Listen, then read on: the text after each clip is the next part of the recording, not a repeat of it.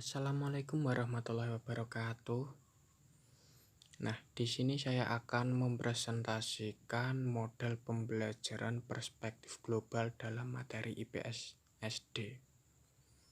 Sebelum melakukan presentasi, seperti biasanya ya, kita memperkenalkan diri terlebih dahulu.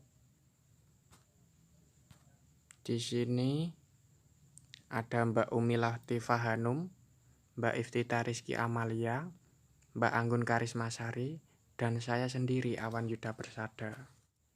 Nah, kita langsung lanjut saja presentasi pertama yang diawali oleh Mbak Umi Latifah Hanum.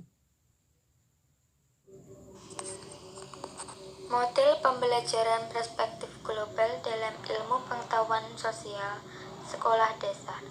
Dalam kehidupan manusia, banyak masalah yang menunjukkan pertentangan atau kontroversial satu kenyataan dengan kenyataan lainnya.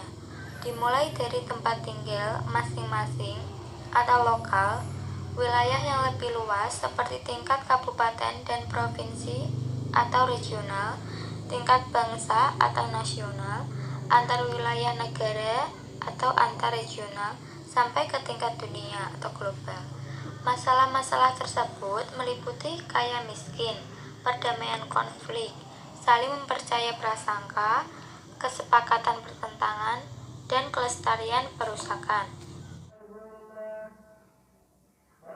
Melalui pengamatan di lingkungan tempat tinggal dan lingkungan yang lebih luas, dari berbagai media cetak maupun elektronik, kita dapat menyerap informasi di satu pihak, berbicara bahkan membahas masalah perdamaian. Namun, di pihak lain, pertentangan atau konflik antar kelompok masyarakat, antar suku bangsa, antar pihak-pihak yang berbeda kepentingan, ekonomi, sosial, dan politik terus berlangsung. Makin banyak jenis dan jumlah serta makin menyebarnya berbagai media informasi, baik media cetak maupun media elektronik. Pengetahuan tentang masalah-masalah kontroversial yang mengglobal itu makin mudah diperoleh, baik orang dewasa maupun anak-anak pun tidak sukar mendapatkannya.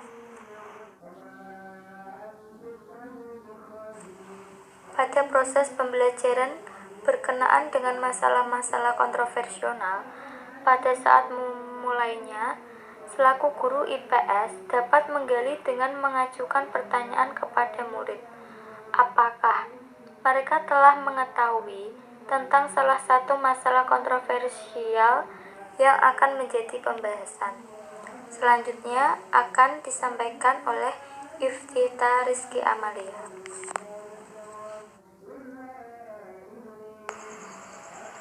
Dalam pembelajaran, khususnya pembelajaran IPS, dan lebih khusus lagi tentang pembelajaran masalah-masalah kontroversial.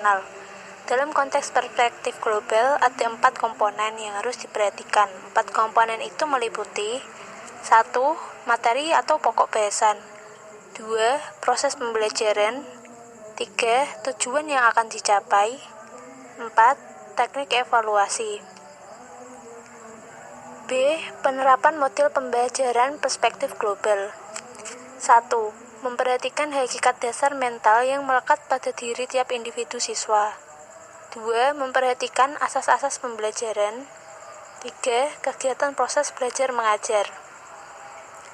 Penerapan metode tugas. Kegiatan ini dapat dilakukan terhadap siswa secara individual maupun kelompok.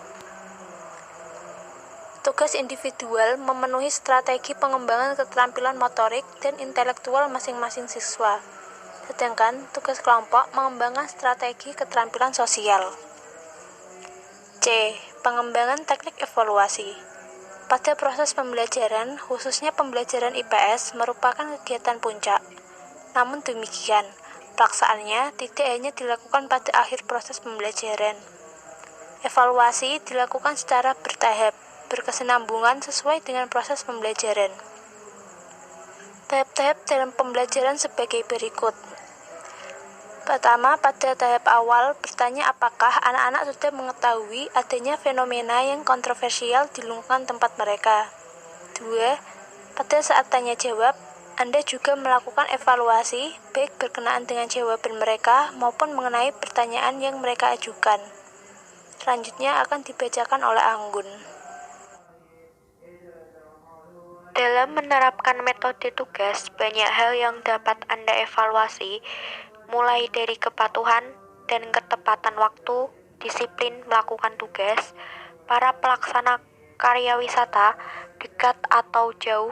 Evaluasi meliputi aspek yang cukup luas, mulai dari penilaian, kemampuan observasi, kerjasama, pemenuhan tugas, sampai kepada sikap yang tercermin dari perilaku siswa pada saat dan sesudah karya wisata itu dilakukan. Evaluasi tertulis Anda lakukan sesuai dengan pertimbangan yang matang, apakah 2 kali atau 1 kali. Keseluruhan hasil penilaian kuantitatif atau dengan angka, ataupun kualitatif, baik sedang maupun buruk, dari segala aspek kepaduan.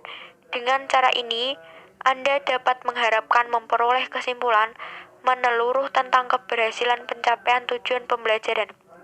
Setelah kita membahas perencanaan dan penerapan model pembelajaran IPS dalam konteks perspektif global dengan pokok bahasan masalah-masalah kontroversial secara menyeluruh, marilah kita lanjutkan dengan membahas model pembelajaran yang lebih sempit tentang strategi pembinaan konsep. Konsep-konsep yang akan dikembangkan tentu saja tidak terlepas dari konteks perspektif global. D. Konsep. Mengenai konsep, khususnya konsep dalam IPS, James Gitz-Bomax mengemukakan bahwa konsep pada bidang studi IPS adalah suatu kata atau ungkapan yang berasosiasi dengan suatu sifat yang menonjol dan melekat.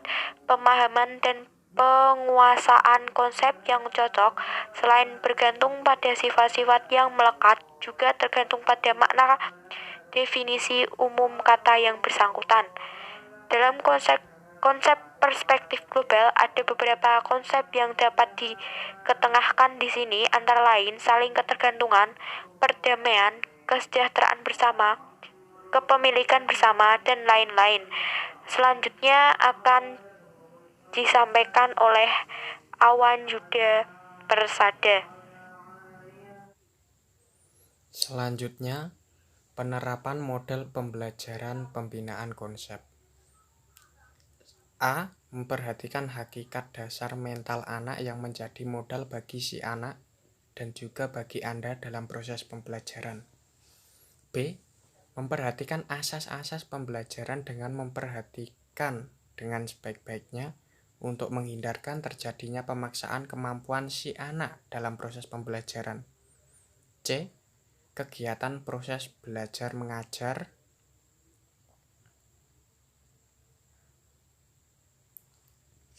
Selanjutnya, pengembangan teknik evaluasi. Evaluasi yang dilakukan itu kegiatan sejak awal sampai penilaian tes akhir. Penilaian meliputi kegiatan tanya jawab, diskusi, tugas dengan hasilnya sampai yang terakhir berupa tes tertulis. Selanjutnya, bagaimana mengajarkan bagaimana keterampilan dan sikap sosial terhadap pengajaran IPS yang berkaitan dengan perspektif global tersebut. Dalam pengajaran IPS, keterampilan memiliki makna yang luas pada kegiatan membaca. Secara luas, keterampilan itu meliputi keterampilan fisik motorik, keterampilan berpikir, dan keterampilan sosial. Nah, kesimpulannya di sini,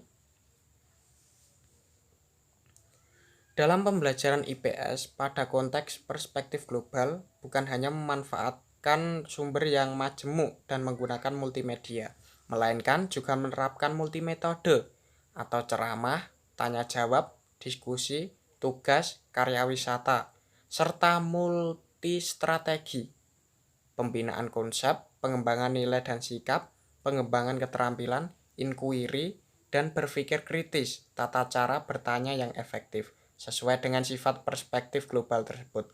Sesuai dengan hakikat perspektif global, Guru IPS dituntut memiliki wawasan yang luas tentang berbagai isu dan masalah global yang terjadi dalam kehidupan. Nah, sekian dan terima kasih presentasi dari kelompok kami. Apabila ada tutur kata atau pembacaan yang salah atau ada tulisan yang salah, mohon dimaklumi dan terima kasih. Wassalamualaikum warahmatullahi wabarakatuh.